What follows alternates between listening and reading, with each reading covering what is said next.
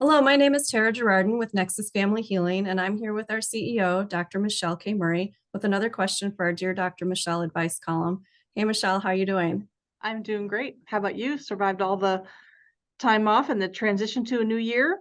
Yes, it's coming in fast and furious. So, Yeah. yeah, for sure. And we have a really interesting question this time from Paula. And her question is, my 4-year-old is developmentally delayed and has had some aggressive behaviors in the past. We have him in a special needs school where the teachers tell us he's doing fine. But in the afternoons, he's in aftercare at a different place. And after some repeated events like hitting children, he has been asked to leave. In the last month, his behavior has even included me and his father.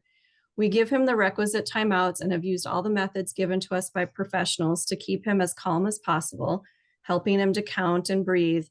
But he's too out of it when he gets into an aggressive state to employ any of these skills. We've been told by professionals he might be on the spectrum, but his current behavior is an abrupt departure from the past because it's very frequent and the sessions are longer too. Although we already did so, we are plan on getting him tested again for bipolar personality disorder and autism. We are in a crisis. What can we do? Can the ER help? Are there medications? Oh, I feel for Paula. So what advice do you have for her here? Yeah, I feel for Paula too. Paula, I'm sorry to hear that your family's dealing with this and it's a really tough situation. And what I just want to tell you is that this isn't going to be a fast or an easy road. So I just want you to keep your expectations clear on that.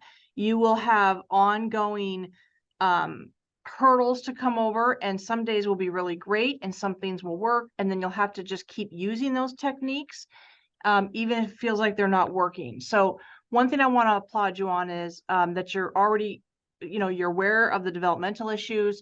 It sounds like you're going to redo the testing. I would support all that. Get as much testing as you can.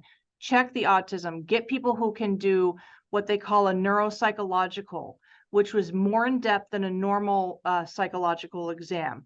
So make sure you get all the assessments for autism, because what you're going to need to do is make sure that any schooling that you're with, that you're getting everything you can by the law for special education, for special resources, and anything you can. So make sure you're doing your homework on that piece.